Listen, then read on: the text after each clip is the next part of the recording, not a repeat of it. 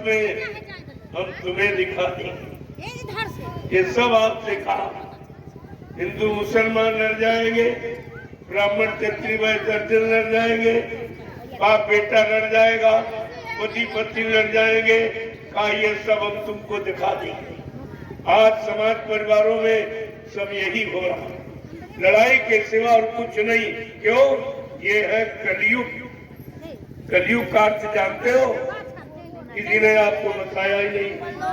कल है युग। कल है माने लड़ाई झगड़े का युग है, जिसका पूरा प्रभाव कलयुग का दिखाई दे रहा।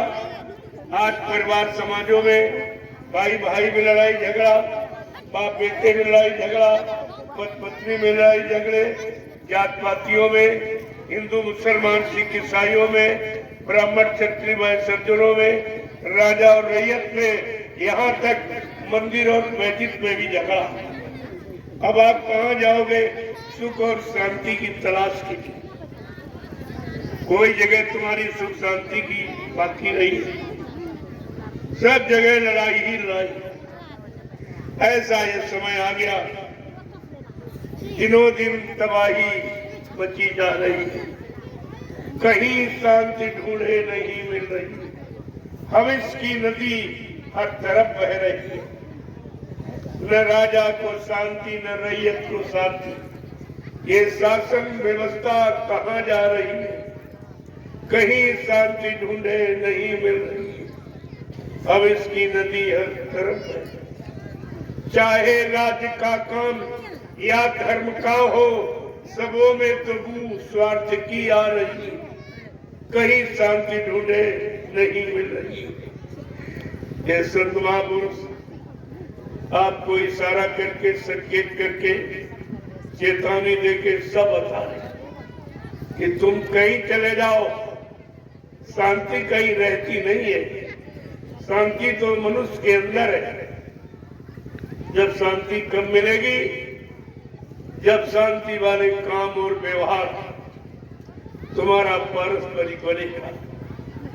शांति परिवारों में, समाजों में, देश में। लेकिन कब? जब लोगों में पारस्परिक प्रेम प्यार मोहब्बत होगी, एक दूसरे के काम आएंगे, सेवा दया सदाचार परमात्मा की यादगार सब करेंगे सुबह शाम। और सबके मन मस्तिष्क में माँ बहन बेटी बहू की परख पहचान हो जाएगी। बच्चा वहीं से शांति यानी मतलब पैदा होगा। ये शांति का जन्म यही से होता है। लेकिन तुम्हारी शांति अशांति के बीच में फंसी पड़ी हुई, क्रांति भ्रांति अशांति के बीच में तुम्हारी शांति फंसी पड़ी है कोई निकालने वाला? कोई विद्वान, कोई पढ़ा लिखा, कोई राजा में, कोई प्रजा में ऐसा कोई है जो तुमको शांति दे दे? और आपने प्रचार क्या किया था? बाबा जय गुरुदेव जी महाराज के वचनों का आप लोगों ने पूरे हिंदुस्तान में प्रचार किया कि सुख शांति, विश्व को सुख शांति जय गुरुदेव नाम से मिलेगी, प्रभु नाम से। प्रभु ही सबको शांति दे सकता, इंसान के बस की बात नहीं शांति देना। तो आपने प्रचार किया कि जय गुरुदेव नाम प्रभु का, इससे सारे विश्व को शांति मिलेगी और विश्व को सच्ची सुख शांति। कहते थे आप बाबा जी से, अब तुम उन्हीं का प्रचार करते हो कि बाबा जी मर के चले गए, तो विश्व को सच्ची सुख शांति कौन देगा? क्या जवाब देंगे आप? ये भारत की जनता आपसे पूछेगी, तुमने बाबा जी के वचनों का प्रचार किया, तुमने हम सबके गांव में, शहरों में, कस्बों में आकर ये भाषण दिया कि विश्व को सच्ची सुख शांति बाबा जी से मिलेगी, अब तुम ही कह रहे हो कि बाबा जी मर के चले गए।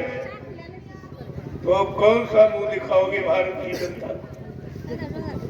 आगे वो समय आ रहा है, ये भारत की जनता सब पूछेगी, इसने गुरु के वचनों का जो आपने प्रचार किया, इसने सबको संभाल के रखा है और एक एक प्रश्न पूछेगी, तुम्हारा मुंह नोच लेगी, तुम्हें गांव की गली और शहर की सड़कों पर चलना मुश्किल हो जाएगा। मैं इसीलिए आपसे पूछने आया हूं, उस समय आप जवाब क्या दो, क्योंकि आपने ये सब कहा है। बाबा जी के बारे में आपने प्रचार किया। बाबा जी युग मसीहा है, युग प्रवर्तक है, सत्युग के निर्माता है, वैचारिक क्रांति के जन्मदाता है और काल अनामी महाप्रभु है। ये अपना काम करके ही जाएंगे, न किसी ने इनको बुलाया और न यहाँ से इनको कोई भेज सकता। ये सब प्रचार आपने किया है। अब ये भारत की जनता तुम्हारे से पूछने ही वाली, तो मैं आपसे ये बताने आया हूँ, पूछने आया हूँ कि आप क्या जवाब दोगे। तुम्हारे पास कोई जवाब है? तुमने गुरु वचनों की अवहेलना और गुरु का निरादर किया और गुरु को झूठ बोलने वाला, वादा खिलाफी करने वाला सिद्ध किया है, तो तुम्हारी क्या दशा हो। और जो लोग गुरु का अपमान सुन रहे उनको उनका क्या होगा। धर्मशास्त्रों के पन्ने खोलकर कभी आप पढ़ते हो कि धर्मशास्त्रों ने क्या कहा? गुरु निंदा सुने जो काना, कितनी बड़े कपड़ा देखिए। गुरु निंदा सुने जो काना, पाप लगे गौ घाट समाना। जो गुरु की निंदा अपने कानों से सुनता है उसको गौ हत्या का पाप लगता है। आप सब लोग इस पाप के अधिकारी हो गए। कुछ लोगों ने प्रचार किया, स्वार्थी लोभी लालचियों ने, कि बाबा जी शरीर छोड़ के चले गए और तुम उसी को मान बैठे। क्या तुमने देखा था? मैं आपसे ये पूछने आया हूँ कि जब तुमको मथुरा में बुलाया गया कि बाबा जी का अंतिम दर्शन कर जाओ, आप लोग दर्शन करने गए थे, तो आप सत्य बताना, बाल बच्चेदार हो, क्या किसी हिंदुस्तान के किसी प्रेमी ने बाबा जी के शरीर को यानी मथुरा में पूरा खोल के देखा था? नहीं, नहीं। क्या पूरा शरीर मथुरा में तुमने बाबा जी का खोल के देखा था? नहीं। या किसी को शरीर खोल के दिखाया गया था? नहीं। फिर तुमने मान कैसे लिया? अगर कोई कह दे तुम्हारा पिता मर गया और लाश न दिखाई जाए, क्या बिना देखे आप विश्वास करोगे? बिना देखे 13वीं मनाओगे, बाल मुड़वाओगे? और तुमने सब कर डाला। तुमने ये अपराध सबने किया कि बिना देखे विश्वास किया और बिना देखे ही बाल मुड़ाए और 13वीं मना जाए। ये छोटा मोटा अपराध है। इस अपराध की सजा कौन माफ करे? अरे मृत्यु अंतिम सजा वो भी आपने गुरु को दे दी और तुमने ये सिद्ध कर दिया 13वीं मना के बाल मुड़वा के कि बाबा जी मर गए चले। ये तुमने सिद्ध किया है। इस अपराध की सजा तुम सबको भोगनी पड़ी और इसीलिए भोग रहे हो कि दर दर की ठोकरें खा रहे हो। तुम्हारी कोई है सुनने वाला? ये उसी काम की सजा है जो तुमने गुरु को झूठा बदनाम किया, झूठ बोलने वाला सिद्ध किया। तुमने गुरु वचनों को नहीं पढ़ा है। संत के बारे में क्या लिखा? संत वचन पढ़त नहीं, पलट जात ब्रह्मांड।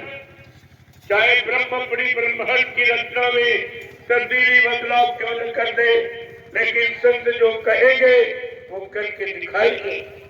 संतों की जबान दस्तावेज होती, जिसको आप कहते हो यूनिवर्सल आकाश सत्य कोई नहीं कहा सकता।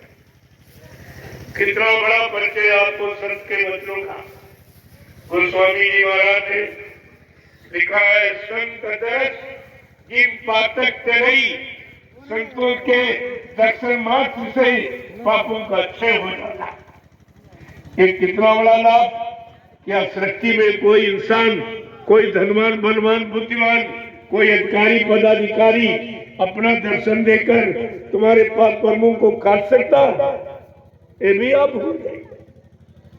संत लेख पर मेघ मारे, मेटे कुंग बहाल के, जो ब्रह्मा ने कलम चला दी हमारे आपके पाप पुण्य कर्मों की सजा और लाभ देने की संत महापुरुष यानी परमार्थी सेवा कराकर ब्रह्मा के लिखा कलम का लिखा अक्षर भी मेट सकते हैं, वो भी मेट देते हैं, तकदीर बदल देते हैं, पन्ना फाड़ देते, पाप कर्मों को समाप्त कर देते। इतना बड़ा अधिकार कलयुग में संत महापुरुषों को, और आपने भी अधिकार खो दिया।